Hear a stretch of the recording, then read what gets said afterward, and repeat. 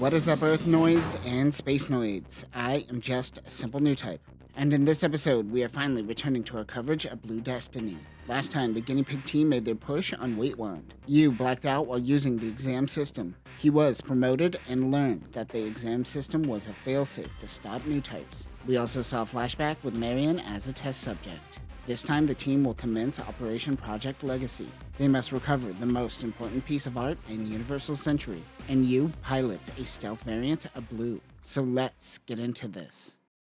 The Federation higher-ups are looking at the field data of Blue Destiny. They aren't really buying any of the psychic magic nonsense, however. They also see this program as resource-heavy. Jill brings Alf an energy drink. He believes that the idiots at the top can't make policy change if they can't even grasp what a new type is. He sees them as no different from the zombies. Alf says that General Revel is the only executive officer that seems to get it.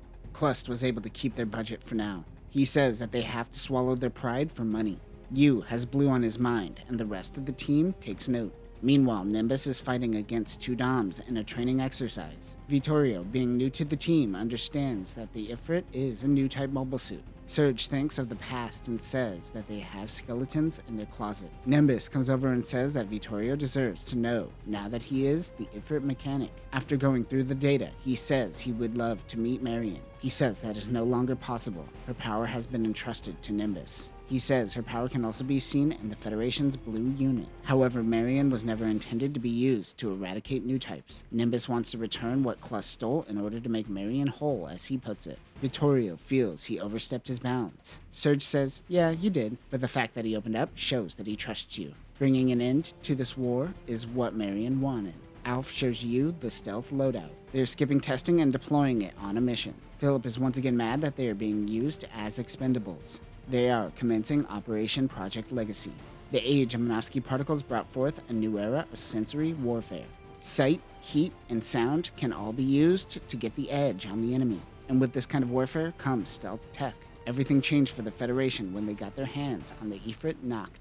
The MS-08TXN Ifrit Nacht is a close-range variant of the Ifrit and designed for stealth. Nacht means night in German. It has jamming systems to cause disruption. It also has an improved backpack and a pair of twin thrusters in the legs. This unit is equipped with the Nacht blade to avoid heat detection and has anti-beam coating. Other weapons include the Cold Kunai, a triple Gatling gun, and the MMP-80 90mm machine gun. This was one of many treasures found on Earth that once belonged to Makuve. Frank stole one of his swords! This was the basis for all of the Federation's stealth technology, including the Blue Destiny stealth.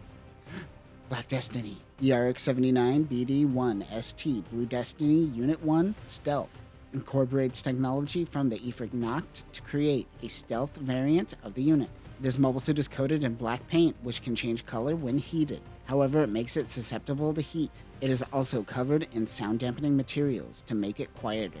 This unit has magnetic coating and the exam system. Weapons include head Vulcan guns and the YHI-YF MG100 100mm machine gun. Alf goes over the details with you. He tells him this mission is more to help the top brass give them money. Alf also doesn't like seeing blue, not blue. Philip and Simona are going to be using special ground gems. At the beginning of this chapter, we saw a painting. This painting was said to be the spark that ignited a renaissance that brought forth the ideas of Yuri Minovsky. Their mission is to retrieve this painting that Zeon stole.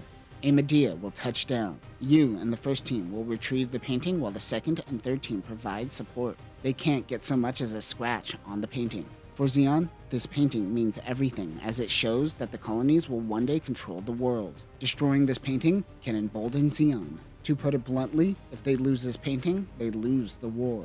It's better to destroy it than to lose it. Jill and Philip are getting some drinks and food. He seems to be the only person that didn't know about the painting. I guess he isn't that smart. I mean, Jill is a spy using him right in this moment. She suggests that they invite you and Simona sometime so she can pick their brains. Yeah, not smart at all. While Philip goes to the bathroom, Jill notes the painting is only good for propaganda and calls the Feddies idiots. The next day, they head out on the mission. Maureen and the hover truck notes that they could only pick up the third team's movements, as the first team is completely hidden under her sonar. The first team heads out. Simona and Philip are in the new stealth ground gym. The RGM-79G ST gym ground type stealth has a retrofitted chess piece that collects data that is later integrated into Blue Destiny's stealth. At the time, this unit was still in development. Its main weapon is the YHI YF MG100 100mm machine gun. Team 2 consists of Jose Rivera, Rocco Moco, and Ego Luigo. Team 3 is Pewview Hutchinson, Ensign John Sato, and Sting Hustler. Some Zaku spot a goof and continue moving on. Ever since the Battle of Odessa, Zeon's forces have been dwindling. It's best that they stay on their own for now as they head to their new unit. They mention that Makuve prioritized resources over people. Much of that is priceless artifacts. Meanwhile, the goof in that squad happen to be hiding Makuve's valuables, and they aren't supposed to be seen. The commander tells the goof pilot to kill their comrades. His men call the commander a glorified art dealer. They are all on edge as they have the painting, but they are trapped on Earth. Meanwhile, the first team moves in. The third team is on the outskirts. They have lost all contact with everyone. Yu and the first team are on their own. Yu is using a special rifle that sacrifices range for silence. One Zeon mobile suit is in front of him, and a Zaku running support in the distance. He hopes that Philip will handle the support enemy. He is confident that his team will have his back. Yu takes aim and fires, setting off the battle.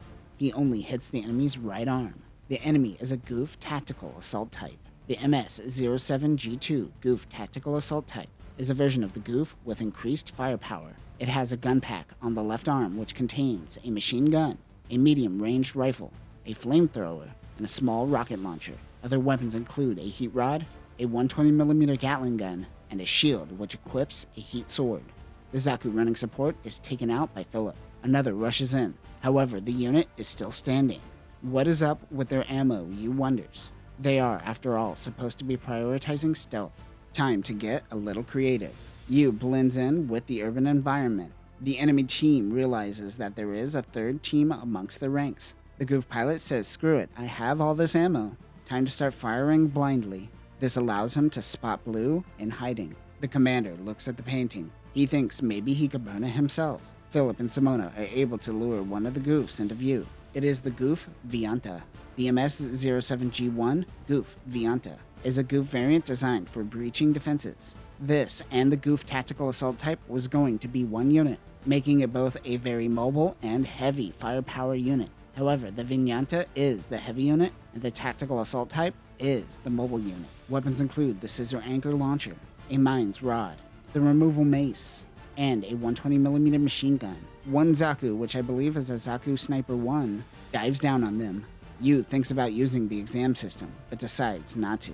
The heat suppression on Blue is slowing down fire output. Too bad that wasn't tested beforehand.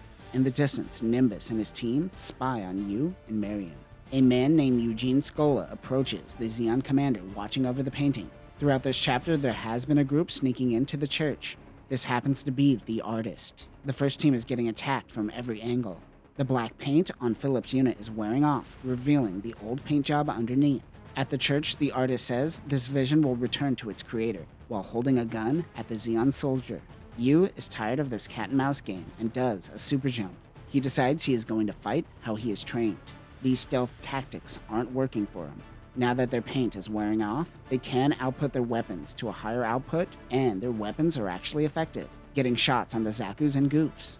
Or at least that's what I assume happens. They just can't fire at them, and then suddenly they can. I'm assuming it's the paint. The goof says, "Screw this, I'm just gonna destroy the painting." He heads towards the church where they are hiding out.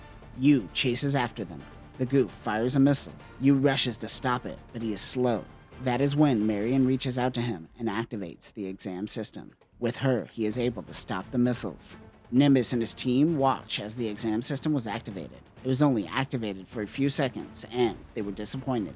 Nimbus sees all he needs, and the team moves out. The second and third team move in to help arrest Zeon. They learn that the painting was burned by the artist himself. They are amazed that he was willing to kill for his artwork. He didn't want his work twisted for someone's political agenda. Yu said that he saw an angel with wings reach out to him before the exam system was activated. The artist said he saw something similar before burning the painting. Alf says that was a short rampage. Yu says it wasn't a rampage. It activated because it had to. Project Legacy is complete. Both the goof Vinyanta and the tactical assault type were destroyed.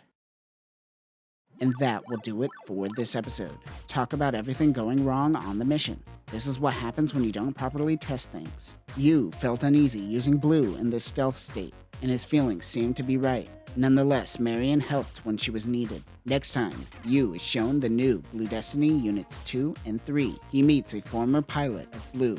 They begin testing in space, and we see Blue fully armed. But that will do it for now, new types. Remember, not everyone could pull off black, and a mobile suit named Blue is one of them. Peace.